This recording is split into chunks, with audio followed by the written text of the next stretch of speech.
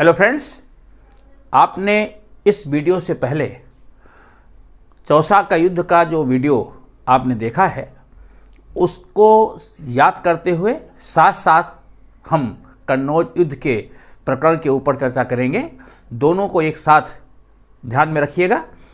कन्नौज का युद्ध ऐसा युद्ध था जिसने कि शेरशाह सूरी के द्वारा हुमायूं को पराजित होना पड़ा और हुमायूं के पैर भारत से उखड़ गए। यह युद्ध मील का पत्थर साबित हुआ और अफगान सत्ता की फिर से दिल्ली में वापसी हो गई।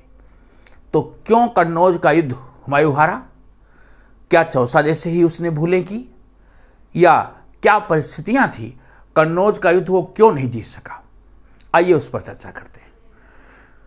कन्नौज का युद्ध, या इसको बिलग्राम के युद्ध के नाम से भी जानते हैं, यह युद्ध 17 मई 1540 को हुआ।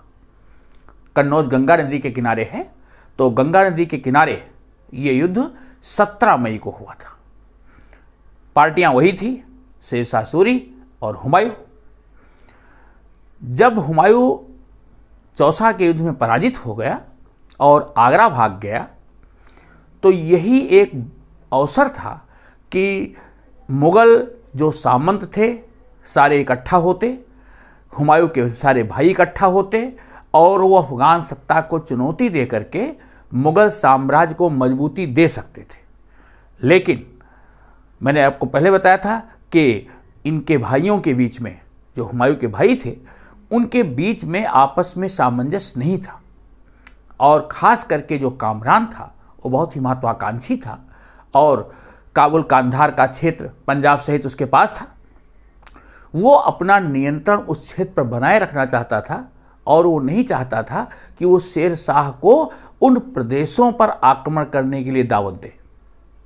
इसलिए जब हुमायूं वापस आगरा पहुंचता है और अपने भाइयों के सामने वो प्रस्ताव रखता है कि हम सभी लोग एकजुट हों और शेरशाह की सत्ता को चुनौती दें, तो कामरान उस पर सहमत नहीं हुआ और कामरान 5000 की फौज हुमायूं के साथ छोड़ करके शेष वो काबुल की ओर रवाना हो गया।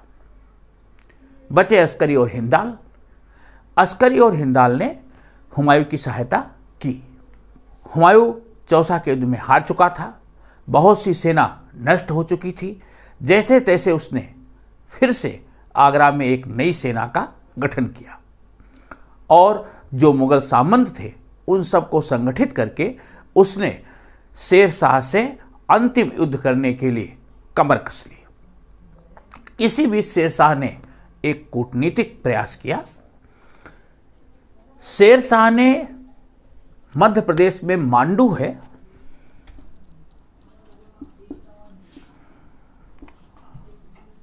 धार डिस्ट्रिक्ट में, ये देखिए यह है मांडू जो आज के मध्य प्रदेश में धार डिस्ट्रिक्ट में है। यहाँ का सुल्तान था कादिर शाह। शेरशाह ने कादिर शाह के पास अपने पुत्र कुतुब खां को भेजा कि वो कादिर शाह को तैयार करे और हुमायूं पर वो पीछे की ओर से आक्रमण करे। हुमायूं के ऊपर मांडू की तरफ से इधर से आक्रमण हो और शेरशाह इधर से आक्रमण करे और हुमायूं को घेर लिया जाए। कुतुब शाह अपनी सेना के साथ आगे बढ़ा, लेकिन ये सूचना हुमायूं तक पहुंच गई।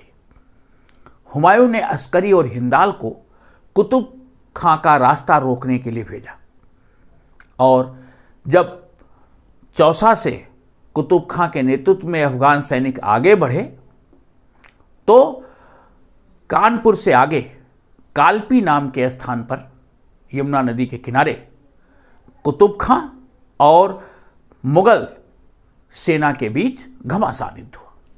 अस्करी और हिंदाल उसका नेतृत्व कर रहे थे, जिसमें कुतुब खां पराजित हुआ और कुतुब खां को मार भी डाला गया। तो शेरशाह के एक बेटे की मृत्यु हो गई और कादिर शाह का सहयोग शेरशाह को नहीं मिल पाया। अब हुमायूं के थोड़ा हौसले और बुलंद हो गए। अस्करी और हिंदाल वापस आगरा आ गए। उनको एक छोटी सफलता मिल चुकी थी। अब हुमायूं का आत्मबल थोड़ा लौट आया था। हुमायूं अपनी सेना लेकर के आगरा से शेर शाह का सामना करने के लिए आगे की ओर बढ़ा। शेर शाह अपनी सेना लेकर के बिहार से आगरा की ओर कूच कर चुका था। दोनों सेनाओं का आमना सामना कन्नौज में हुआ। शेर शाह पहले ही पहुंच चुका था और गंगा के पूर्वी किनारे पर उसने अपना मोर्चा जमा लिया था। कन्नौज, यहां गंगा बहती है, इसके पूर्वी किनारे पर शेर शाह की फौजों ने पहले से डेरा डाल लिया था। जब मुगल फौजें आई तो मुगल फौजों ने भी अफगान फौजों के सामने अपना खेमा जमा लिया। दोनों तरफ के सैनिक शिविर लग गए और हुमायूं ने फिर वही भूल की। हुमायूं ने अफगान सेना के सामने मोर्चा फिर से पहले की तरह जमा लिया और आक्रमण नहीं किया। ये उसकी बड़ी भूल साबित हुई। अगर वो तुरंत आक्रमण करता तो शायद अफगान शक्ति को उतना संभलने का मौका नहीं मिलता। शेर शाह ने इस पूरे समय का उपयोग अपने सैनिक शिविरों की व्यवस्था करने और अपनी शक्ति को बढ़ाने में किया। अपने पीछे की पूरे क्षेत्र से उसने रसद सप्लाई और यातायात के प्रबंध, ये सारी व्यवस्था उसने मजबूत कर ली। याद रहे, कन्नौज में गंगा नदी के किनारे दोनों फौजें इकट्ठा थी। हुमायूं की जो सैनिक संख्या थी लगभग 2 लाख थी। मिर्जा हैदर और नासिर मिर्जा हुमायूं की सेना का नेतृत्व कर रहे थे। हुमायूं की सेना का नेतृत्व मिर्जा हैदर और नासिर मिर्जा के हाथों में था।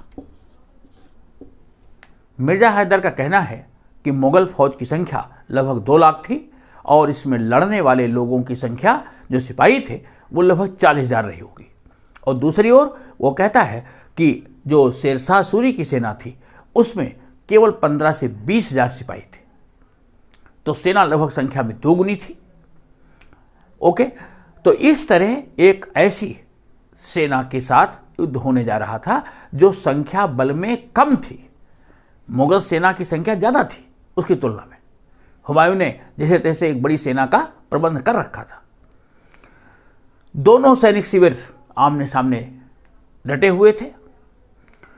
शेर शाह फिर से प्रतीक्षा कर रहा था कि बरसात आए और ये जो सैनिक शिविर हैं उनमें पानी आ जाए, क्योंकि गंगा का किनारा था।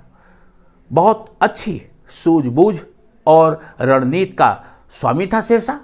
तो वो समझ रहा था कि बरसात का समय पास है और अगर किसी तरह इसको और लंबा खींचा जाए कि बरसात आने की संभावना हो जाए तो चौसा जैसे युद्ध की पुनरावृत्ति फिर हो सकती है। इस बात को हुमायूं नहीं समझ सका। ओके, और वही हुआ। बरसात का समय धीरे धीरे निकट आ गया। 17 मई 1540 बरसात प्रारंभ हो चुकी थी। उत्तर भारत के इस मैदानी क्षेत्र में कन्नौज की स्थिति है। गंगा नदी में पानी का आगमन हो गया। हुमायूं के जो सैनिक शिविर थे वो नीचाई वाले स्थान पे थे, उनमें पानी भर गया। हुमायूं के पास एक बड़ी सेना थी, मुगल तोपखाना उस सेना का सबसे प्रधान अंग होता था। तोपखाना का भी उसके पास बहुत अच्छा प्रबंध था। शेर शाह ने अपेक्षाकृत ऊंचे स्थान पर अपना मोर्चा पहले से आकर के जमा लिया था। तो हुमायूं की सेना गंगा के निचले क्षेत्र में थी और वो पूरा पानी से भर गया।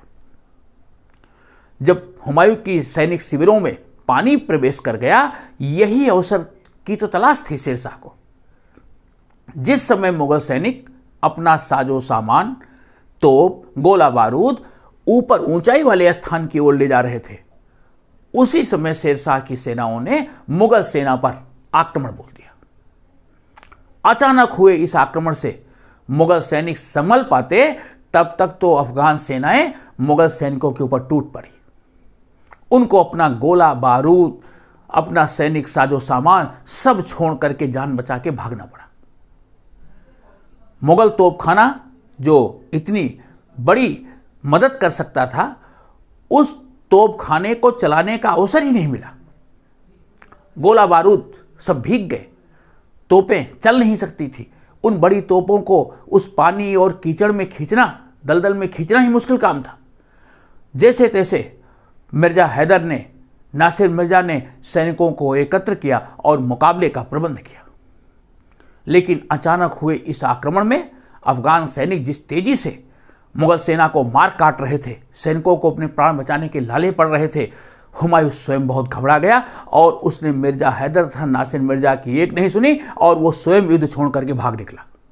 तो एक बार फिर हुमायूं की गलतियों की वजह से, सैनिक शिविर को सही स्थान पर न लगाने की वजह से, तुरंत अफगान सेना पर आक्रमण न करके युद्ध को लंबा खींचते रहने से वो बरसात का समय आ गया जिसकी शेरशाह को प्रतीक्षा थी, और वही हुआ। शेरशाह ने उस अवसर का पूरा लाभ उठाया और मुगल सेना को बिना ज्यादा लड़े ही, सैनिक संख्या में कम होने के बावजूद भी, कन्नौज के युद्ध में हुमायूं को पराजित कर दिया। तो यह युद्ध भी कूटनीतिक प्रतिभा, सूझबूझ और रणनीतिक जो विद्वता थी, जो अनुभव था, उसकी वजह से जीता गया युद्ध था। तो शेरशाह को फिर से विजय मिली और इसके बाद हुमायूं तो दरबदर की ठोकर खाने के लिए बाध्य हो गया। केवल हुमायूं का जो विश्वस्त मित्र था वो अबुल फजल उसके साथ रहा। हुमायूं कन्नौज से भागा, मुगल सेना भी तितर बितर हो गई, अधिकांश साजो सामान सब अफगान सैनिकों के हाथ लगा। लेकिन इस बार शेरशाह ने हुमायूं का पीछा किया। चौसा के युद्ध में हुमायूं का पीछा नहीं किया गया था। शेरशाह इस बार पूरी तरह से इस बात पर संकल्पित था और इसलिए उसने बरमजीत गौड़ को हुमायूं को देश से बाहर निकालने का आदेश दिया। बरमजीत गौड़ के नेतृत्व में एक बड़ी सेना ने हुमायूं का पीछा किया। हुमायूं भाग रहा था अपनी जान बचाने के लिए, बरमजीत गौड़ की सेनाएं उसका पीछा कर रही थी। हुमायूं भागते हुए आगरा आया, लेकिन आगरा में भी बरमजीत गौड़ आ पहुंचा और वहां पर बहुत भयंकर रक्तपात बरमजीत गौड़ ने किया। बहुत से लोगों को मारा काटा। हुमायूं वहां से भगा, पंजाब पहुंचा अपने भाई कामरान के पास। कामरान ने भी उसको शरण देने से इनकार कर दिया क्योंकि उसको डर था कि पीछे शेरशाह की सेनाएं उसका पीछा करते हुए आ रही। शेरशाह भी पीछे पीछे आ रहा था। जब वो आगरा पहुंचा और उसने देखा कि बरमजीत गौड़ ने आगरा में रक्तपात किया है तो उसको बड़ा पश्चाताप हुआ और वो नहीं चाहता था कि सामान्य आदमी इस तरह से मारे जाएं। शेरशाह भी पीछे पीछे पंजाब पहुंचा और यही नहीं, शेरशाह ने हुमायूं का पीछा लाहौर तक किया और लाहौर पर जाकर के उसने अपना कैंप किया। लाहौर तक का क्षेत्र अब शेरशाह के नियंत्रण में आ गया। हुमायूं लाहौर तक भागा, लाहौर में भी उसको शरण नहीं मिली। लाहौर से सिंध के तरफ भागने के लिए उसने रास्ता अपनाया और 17 मई 1540 को कन्नौज में हारने के बाद हुमायूं लगभग 2.5 वर्ष तक ये जो पाकिस्तान का क्षेत्र है, रेगिस्तान जो मरुस्थलीय क्षेत्र है, इस सिंध के आसपास वो भटकता रहा। दर बदर की ठोकर, हर जगह आश्रय की तलाश में भटकता रहा। उसको भाइयों ने भी सहयोग नहीं दिया, स्थानीय शासकों ने भी सहयोग नहीं दिया। आखिर सहयोग देता भी कौन? शेरशाह को बुलाने का आमंत्रण कौन देता? शेरशाह के सैनिकों ने, शेरशाह के सेना ने उसका पीछा उच्च तक किया। खवास खां के नेतृत्व में, जो शेरशाह का सिपह सालार था, अफगान सेनाओं ने उच्च तक हुमायूं का पीछा किया। हुमायूं भागता हुआ आया और सिंध में अमरकोट के शासक, यहां अमरकोट है, अमरकोट के शासक राणा बीरसाल के यहां उसने शरण ली। यह समय है 1542। इस समय तक आते आते शेरशाह लाहौर से वापस जा चुका था और उसने दिल्ली में अपना साम्राज्य स्थापित कर लिया था। दिल्ली में उसने शासन प्रारंभ कर दिया था। राणा बीरसाल ने हुमायूं को अपने यहाँ अमरकोट में शरण दी। यहाँ एक बड़ी रोचक बात आपको बतानी है। जब हुमायूं दरबदर की ठोकर खाने के लिए बाध्य था, वो अपने आश्रय स्थल की तलाश में था। इसी बीच हुमायूं ने क्या किया? हुमायूं ने अपने छोटे भाई हिंदाल के आध्यात्मिक गुरु मीर अली अकबर जामी की पुत्री हमीदा बानो बेगम से 29 अगस्त 1541 को विवाह कर लिया। कैसे विवाह हुआ? हमीदा बानो बेगम।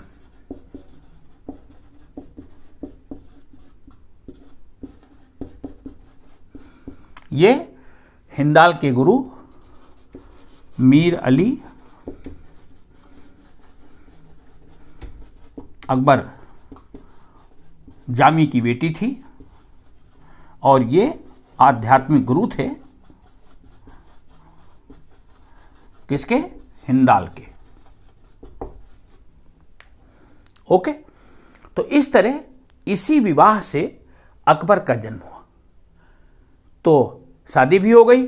हुमायूं अपने साथ अपनी पत्नी को लेकर के भी भाग रहा था। ऐसी स्थिति में राणा वीरसाल, जो कि एक हिंदू राजा थे, अमरकोट के किले में उन्होंने हुमायूं को शरण दी और यहीं पर अक्टूबर 1542 में अकबर का जन्म हुआ।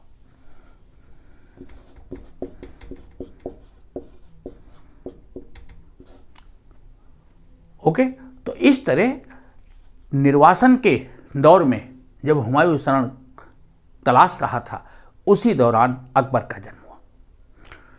हुमायूं अमरकोट से स्थायी शरण की तलाश में फारस की ओर बढ़ा और उस समय फारस में सफावी वंश का शासक था, शाह तहमास्प का शासन था, जो कि शिया थे।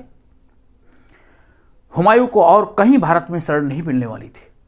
शाह तहमास्प ने हुमायूं को अपनी शर्तों पर शरण देने के लिए प्रस्ताव रखा, क्योंकि ईरान के शासक शिया धर्म को मानने वाले थे।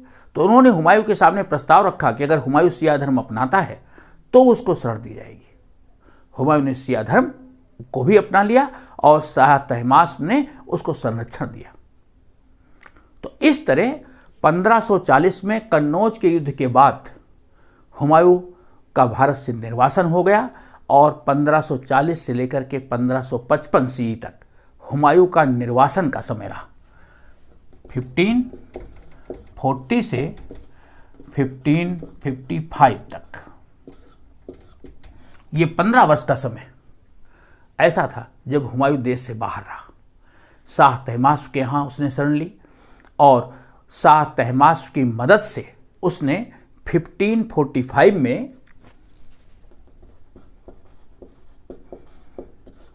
काबुल और कंधार को जीतने में सफलता प्राप्त की और उसके बाद 15 मई 1555 को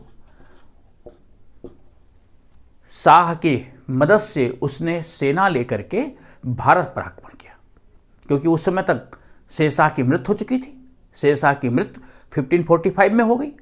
तो हुमायूं ने फिर से भारत को जीतने के ललक में और 22 जून 1555 में उसने सूर वंश के उत्तराधिकारी सिकंदर शाह सूर को पराजित कर इसने सरहिंद के युद्ध को जीत लिया। तो सिकंदर शाह के साथ सरहिंद का युद्ध हुआ था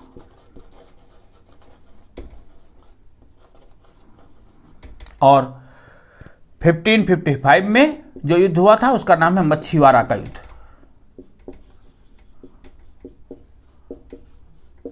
मच्छीवाड़ा का युद्ध। तो दो युद्ध 1555 में और फिर जून में 1555 में सरहिंद का युद्ध। मई और जून, ये दोनों डेट याद रखिएगा। पहले मई में मच्छीवाड़ा का युद्ध होता है और जून में जाकर के सरहिंद का युद्ध होता है। सिकंदर शाह सूर को पराजित करके हुमायूं शक्ति प्राप्त कर लेता है और 23 जून को हुमायूं का दिल्ली आगमन होता है और दिल्ली पर उसका अधिकार हो जाता है। तो इस तरह 23 जून 1555 को उसने फिर से दिल्ली पर अपना अधिकार स्थापित कर लिया। मुगल सत्ता की फिर से दिल्ली पर स्थापना हो गई। हुमायूं को दोबारा शासन करने का मौका मिला, लेकिन हुमायूं इस बार लगभग 6 माह का समय ही प्राप्त कर सका। 6 माह का समय हुमायूं ने प्राप्त किया और हुमायूं का जो दूसरा टेन्योर है वो 23 जून 1555 से लेकर के 24 जनवरी 1556 है। ओके, तो लगभग 6 माह का समय हुमायूं को मिला। हुमायूं ने जो 6 महीने का समय मिला उसमें फिर से मुगल साम्राज्य को सुव्यवस्थित करने का प्रयास किया। हुमायूं का पहला टेन्योर, दूसरा टेन्योर, बीच का 15 वर्ष का निर्वासन, हुमायूं को बहुत कुछ मौके मिले लेकिन उसका उपयोग वो नहीं कर सका। लेकिन फिर भी उसके द्वारा कुछ ऐसी चीज़ें की गई जो उसके शासनकाल की एक बड़ी नायाब निशानियां हैं। जैसे हुमायूं ने पहले टेन्योर में दीन पनाह नाम का नगर बसाया दिल्ली में, दीन पनाह किले की स्थापना करी, ईसा खां की मस्जिद, जमाली मस्जिद, इन मस्जिदों का निर्माण कराया। तो दूसरे टेन्योर में उसको ज़्यादा समय नहीं मिला। हुमायूं बहुत धार्मिक और विनम्र स्वभाव का व्यक्ति था। पुराने किले में एक इमारत है जो अष्टकोणीय है और उसको शेर मंडल के नाम से जाना जाता है। देखिए यहाँ भी संयोग कि शेर शाह या शेर शाह के द्वारा बनाई गई किसी न किसी चीज़ से उसका संपर्क हमेशा रहा। शेर मंडल में उसने ऊपरी मंजिल पर अपनी लाइब्रेरी बना रखी थी। दिनांक थी 20 जनवरी की, 20 जनवरी 1556। शाम के समय अजान की आवाज़ आई। हुमायूं अजान अदा करने के लिए सीढ़ियों से नीचे उतरने लगा, लेकिन उसके जो वस्त्र थे वो उसके पैरों में फंस गए और हुमायूं सीढ़ियों से गिर पड़ा। हुमायूं को चोटें आई और हुमायूं की 3 दिन के बाद 24 जनवरी 1556 को मृत्यु हो गई। तो अंत में उन शेर मंडल की सीढ़ियों से गिरने से हुमायूं की मृत्यु हो गई, जिसको शेरशाह सूरी नहीं बनवाया था। लेनपुल ने कहा है कि हुमायूं जीवन भर लुढ़कता रहा और लुढ़कते लुढ़कते उसकी मृत्यु हो गई। किसी इतिहासकार ने कहा कि हुमायूं के जीवन में बड़ा उतार चढ़ाव, हुमायूं की जिंदगी बड़ी उथल पुथल भरी रही। तो ये बात सही है। कभी हुमायूं को भारत से भागना पड़ा, कभी फिर वापस फारस से आकर के भारत की राजगद्दी मिली। तो एक प्रकार का बड़ा अनिश्चितता, बड़ा उतार चढ़ाव भरा उसका करियर रहा। तो मित्रों, ये पूरी कहानी थी कैसे हुमायूं बिलग्राम या कन्नौज के युद्ध में पराजित हुआ और उसको किस प्रकार भारत से भागना पड़ा और अंत में वो फिर भारत की राजगद्दी को प्राप्त करने में सफल हुआ। और शायद वो सफल न होता तो मुगल साम्राज्य जो आने वाले शासक थे, जो उन्होंने अपनी सत्ता स्थापित की, उस सत्ता की पुनरावृत्ति ही न होती। तो चौसा का युद्ध और कन्नौज के युद्ध, दोनों युद्धों में हुमायूं की असफलता के कारणों को आपने विस्तार से समझ लिया है। अब हमें लगता है कि इसमें आपके समस्त जो शंकाएं हैं उनका निवारण हो गया होगा। आपको वीडियो कैसा लगा, आप अपनी प्रतिक्रिया भी देंगे। चैनल को लाइक था, सब्सक्राइब भी करते रहेंगे। आप सबका सपोर्ट और लाइक, सब्सक्राइब ऐसे चलता रहे। बहुत बहुत धन्यवाद।